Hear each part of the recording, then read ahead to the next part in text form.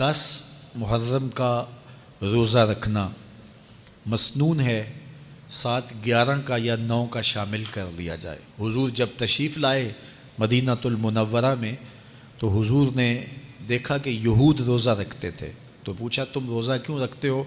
تو انہوں نے کہا کہ حضرت موسیٰ علیہ السلام کو قبطیوں سے اس دن نجات ملی تھی۔ تو فرمایا حضرت موسیٰ علیہ السلام کا حق ہمارے اوپر زیادہ ہے۔ تو حضور نے روزہ رکھا اور پھر فرمایا کہ اگلے سال اللہ نے چاہا تو ہم ساتھ ایک روزہ اور شامل کریں گے، تاکہ ان سے مشابہت نہ ہو جائے۔ عددی مشابہت سے بھی بچنے کے لیے حضور نے کہا کہ ہم 2 رکھیں گے۔ تو روزہ اگر عاشورے کا رکھنا چاہیں تو اس کے لیے سنت یہ ہے کہ ساتھ یا 9 کا شامل کریں یا 11 کا شامل کریں۔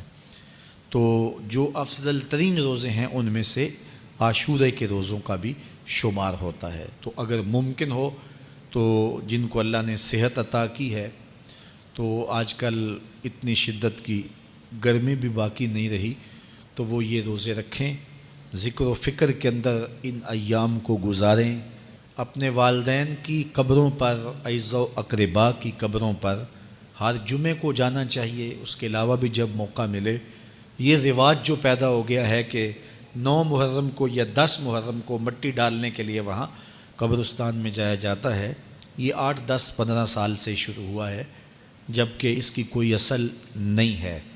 تو اگر آپ روٹین سے جاتے ہیں تو آپ کو ہر جمعے کو جانا چاہیے والدین کی قبروں پر، اور وہاں جا کے ہر جمعے کو سورہ یاسین کی تلاوت کرنی چاہیے۔ تو سال کے بعد صرف 10 محرم کو یا 9 محرم کو جانا، یہ بہرحال اس دور کی ایجاد ہے، یہ کوئی مسنون نہیں ہے اور یہ کوئی سنت نہیں ہے۔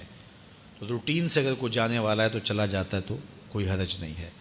تو باقی یہ بڑے اشرف ایام ہیں، بابرکت ایام ہیں، اور ان کو بہت ساری نسبتیں حاصل ہیں۔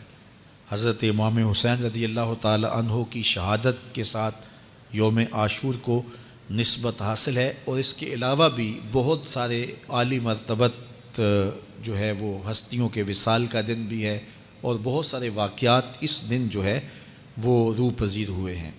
تو یہ اس لحاظ سے بہت ہی بابرکت اور جو ہے وہ مبارک یوم ہے۔ تو اس دن کو ذکر و فکر میں، عبادات میں بسر کیجئے گا، اور اپنی زندگی کی ایک ایک ساعت کو اللہ اور اس کے رسول کے نام پر لگا دینے کے جذبوں سے سرشار ہو کے زندگی گزاریے گا۔ حضرت امام پاک انہوں نے اپنی زندگی دین کے لیے قربان کر دی۔